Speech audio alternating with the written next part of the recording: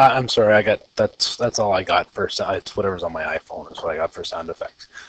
Anyway, we're gonna take a look at another physics problem here for projectiles. So again, grade 12 class. We're trying to see if a shot from a baseball hit with a bat is going to be a home run or not. This is taken from your work problems. I think it's the third page in. I forget the number, to be honest.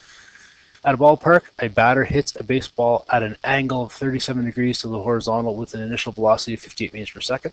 If the outfield fence is 3.15 meters high and 323 meters away, will it be a home run?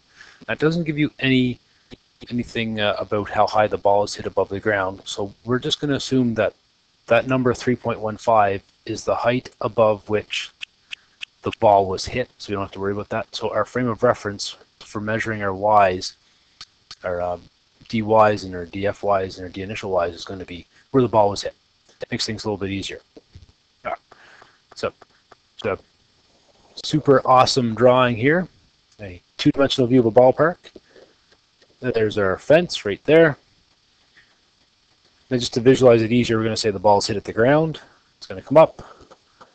And the question we're wondering, is it going to be a home run if it's hit at 37 degrees to the horizontal and it's going to go initially 58 meters per second? And that fence is 323 meters from the plate and 3.15 meters high.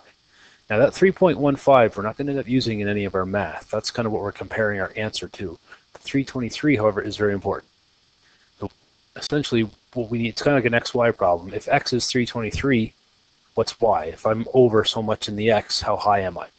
So that's what we have to work out with our equations. So just kind of summarizing what we have our dx, 323. We have our angle of 37, initial velocity magnitude of 58 meters per second. Always know the acceleration of gravity, negative 9.81 meters per second squared. Initial y displacement is 0. Final y displacement is what we are trying to solve for. That's it, right there. Okay. Now at first look, we have a lot of information that'll use the formula for the final position in the y direction, vertically. So I'm going to write that down, and we'll go from there.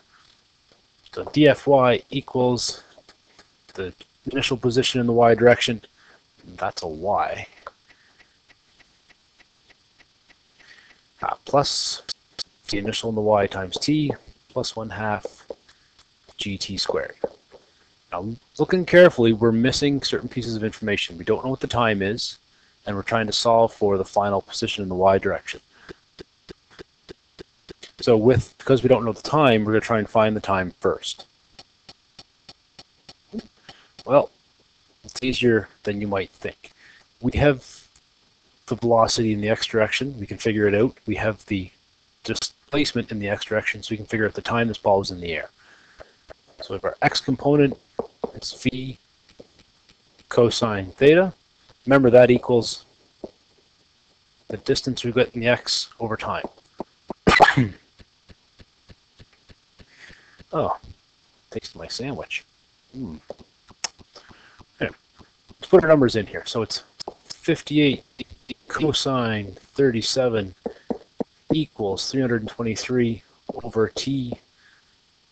So cross multiplying, working some stuff out, t equals 323 divided by whatever 58 cosine 37 is, 46.3. So the ball will be traveling in the air until it reaches a point above the fence or at the fence or below the fence. And figure that out, 46.3, 6.97 seconds.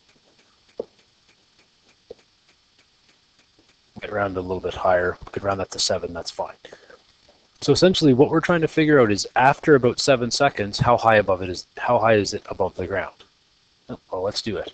So dfy equals 0 plus speed component 58 sine of the angle.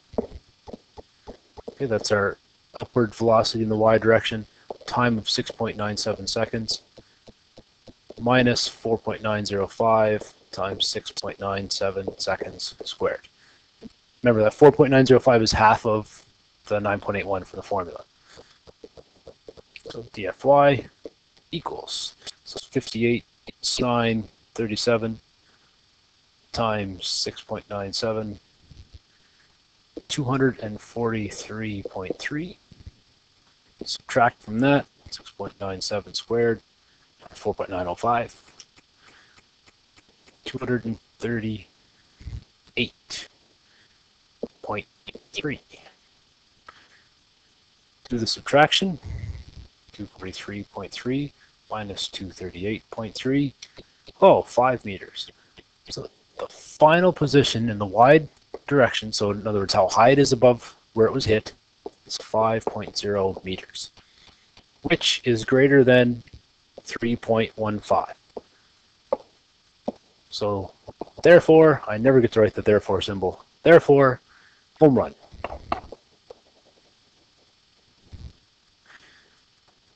So reviewing and recapping once again, we find the time it takes the ball to reach the fence.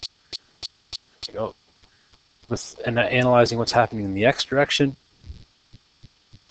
And then down near the bottom here, we find the position of the ball above the ground in that time of about 7 seconds. It works out to be higher than the fence, so therefore it must be a home run. All right. That was kind of weak. Maybe I can do a better one here.